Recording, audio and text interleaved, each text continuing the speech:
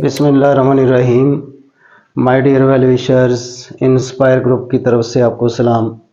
इस वीडियो में मैं आपसे डिस्कस करूंगा बीएस नर्सिंग के बाद कनाडा में आप किस तरह से जा सकते हैं। इससे कबल हम डिस्कस करेंगे कि एजुकेशन कनाडा में जाने के लिए बीएस नर्सिंग होना ज़रूरी है या इसके अलावा डिप्लोमा इन नर्सिंग अगर हो देन भी आप कनाडा के लिए अप्लाई कर सकते हैं। तो हमारे पाकिस्तान में बहुत सारे कॉलेजेस हैं, यूनिवर्सिटीज़ हैं जिनमें बीएस नर्सिंग या डिप्लोमा इन नर्सिंग या जीएनएम करवाया जाता है। तो इन कॉलेजेस में, यूनिवर्सिटीज़ में आप एडमिशन लें। एडमिशन लेकर ये डिग्री हासिल करने के बाद आप कनाडा के लिए अप्लाई कर सकते हैं।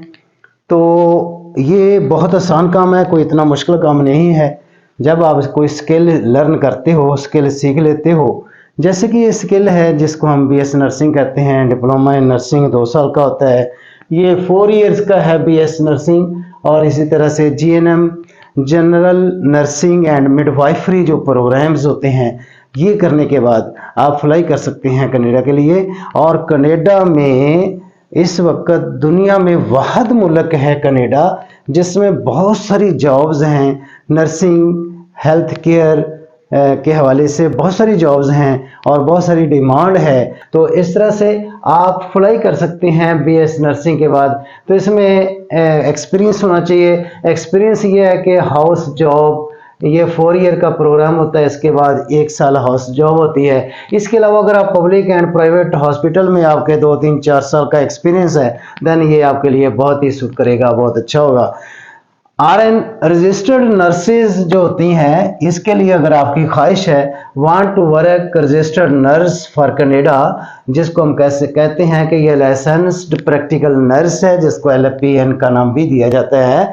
एलपीएन नर्स या आरएन नर्स कनाडा के लिए इसका जाना बहुत इजी होता है। आपने करना क्या होगा कि ये आपने प्लान किया हुआ है कि आपने बीएस नर्सिंग कर लिया, आपका एक्सपीरियंस भी है, आप रजिस्टर्ड नर्स फॉर कनाडा के लिए होना चाहती हैं या मेल अगर है तो होना चाहता है, तो आपको एनएनएएस के सिस्टम पर आना होगा।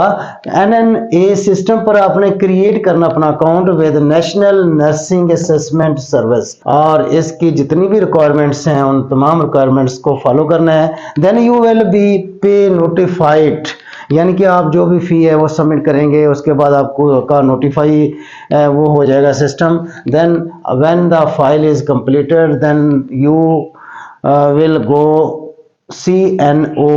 CNO using the direct link, इसको आप यूज़ करें डायरेक्ट लिंक इसका। और इसमें ये होता है कि ये एक रेगुलेटरी अथॉरिटी है ये कनाडा की, तो इसको बोलते हैं college of nurses of Ontario, CNO, college of nurses of Ontario, CNO। तो इसके लिए आप इसके जो रिक्वायरमेंट्स हैं इसको फुलफिल करेंगे और इस तरह से आप चलते चलते आगे बढ़ते हैं हम। तो इसके लिए एज लिमिट अगर देखी जाए तो इसमें कोई एज लिमिट नहीं है। मेल नर्स हो, फीमेल नर्स हो, या कोई डिप्लोमा होल्डर हो, जीएनएम हो, तमाम के तमाम इस जॉब के लिए, कनाडा के लिए अप्लाई कर सकते हैं।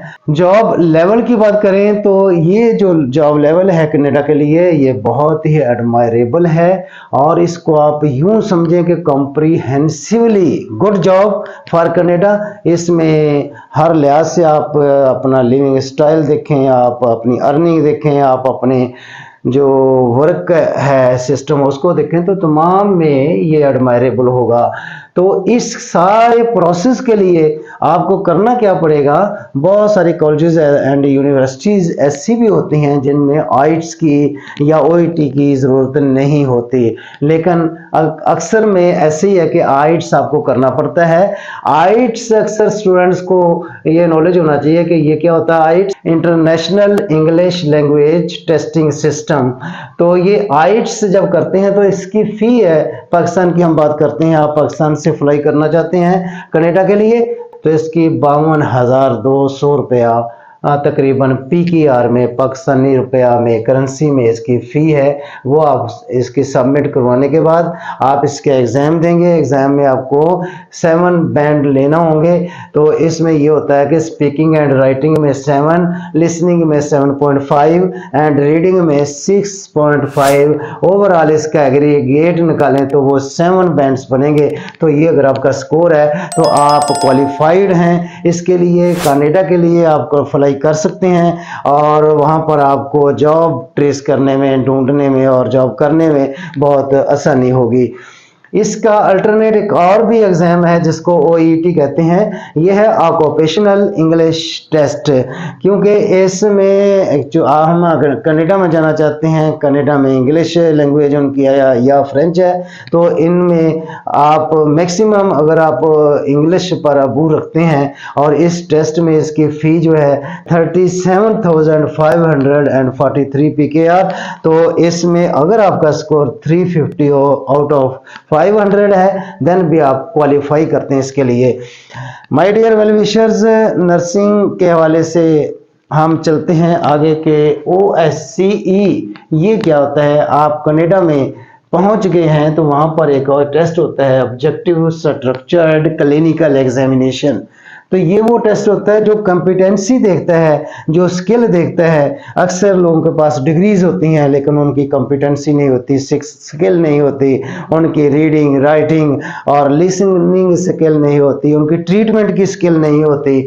तो कनाडा में स्पेशली इस चीज़ को देखा जाता है। इसका एक एग्ज़ाम होता है, तो इस एग्ज़ाम को पास करना भी ज़रूरी होता है। अगर ये आपका हो गया तो आप कनाडा में फॉर नर्सेज, हेड नर्स आप जॉब कर सकते हैं। तो इसकी जो सैलरी है, अगर हम सैलरी की बात करें कनाडा में, तो कनेडियन डॉलर्स की सूरत में अगर हम बात करें और उसको कन्वर्ट करें पाकिस्तानी करेंसी में, तो ये 8 से 12 लाख पर मंथ तकरीबन कोई भी नर्स मेल और फीमेल अर्न कर सकती है कनाडा में। यानी कि 8 से 12 लाख तक, जिसमें उसकी जो जॉब है वो और ओवर टाइम होता है। इसके अलावा पार्ट टाइम जॉब भी करने के बाद 8 से 12 लाख, और इसमें जितनी ज़्यादा मेहनत करेंगे इसमें इंक्रीज होते जाएंगे। Registered nurses RN in Canada के लिए ये है कि जब आप रजिस्टर्ड नर्सिस हो गए हैं, आप RN हैं कनाडा के लिए, तो उस वक्त आपको बहुत सारी फैसिलिटीज़ होती हैं। कनाडा एक ऐसी कंट्री है जो अपने आने वालों को, आउटसाइडर्स को, जैसे कि हमने OSCE देखा, जो किसी भी कंट्री से आते हैं, पाकिस्तान, इंडोनेशिया से, मलेशिया से, इंडिया से, अफगानिस्तान से, उनके लिए ये वाला कॉम्पिटेंसी टेस्ट जो है ऑब्जेक्टिव स्ट्रक्चर्ड क्लिनिकल एग्जामिनेशन, ये देना ज़रूरी होता है। अगर ये भी क्लियर हो गया और इसके बाद आप RN हैं कनाडा में, तो वहाँ पर माय डियर वेल विशर्स आपके लिए बहुत सारी फैसिलिटीज़ होंगी। मसलन स्टूडेंट्स, अगर आप इसमें MSN करना चाहते हैं, मज़ीद आप डिप्लोमाज और एजुकेशन अपने इम्प्रूव करना चाहते हैं, इसके लिए लोन होगा, हेल्थ बेनिफिट्स होंगे, members of the public service health के आप मेंबर बन सकते हैं केयर प्लान में, और पेंशन अगर आपकी गवर्नमेंट जॉब है तो इसके बाद फैमिली मेडिकल फैसिलिटी भी होती है।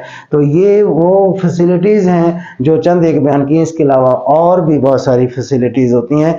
तो नर्सिस एक ऐसा शुबा है जो स्पेशली फीमेल में, अगर आप पाकिस्तान में हैं तो पाकिस्तान में भी लाखों रुपए आप अर्न कर सकते हैं। इस वक्त दुनिया में अगर शॉर्टेज है तो वो नर्सेस की है। आप दुनिया के किसी मुल्क के लिए फ्लाई कर सकते हैं। अगर आप फ्लाई नहीं करना चाहते तो अपनी कंट्री में बैठकर आप बहुत सारी खिदमात पब्लिक या प्राइवेट सेक्टर में सर अंजाम दे सकते हैं। और जो आपका दूसरा मिशन होता है पैसा कमाना, पैसा भी बहुत ज़्यादा इसमें आता है। तो मैं अपने वेल विशर्स को ये रिक्वेस्ट करूंगा कि आप अपने बच्चों को, मेल फीमेल बच्चों को, यहाँ पर सीट्स आती हैं, अभी एडमिशन होंगे लाहौर में, मुल्तान में, कराची, कोयटा, पेशावर में, तो आप अपने बच्चों को, मेल फीमेल को इस प्लान में BSN इसमें लेकर आएँ। और जब ये एडमिशन हो जाएगा इसका तो 4 ईयर का ये एडमिशन होगा, क्लास होगी, 5वां साल इसका जॉब होती है। इसके बाद आप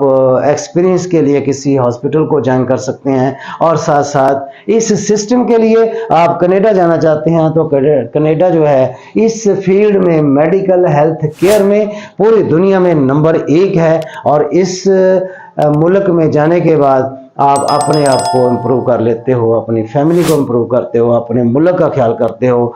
तो उम्मीद है कि आपको ये वीडियो अच्छी लगी होगी। अगर आपको ये अच्छी लगी है तो आप इसको सब्सक्राइब करें, शेयर करें और लाइक करें ताकि ज़्यादा से ज़्यादा लोगों का फ़ायदा हो सके। Thank you very much. अस्सलाम वालेकुम।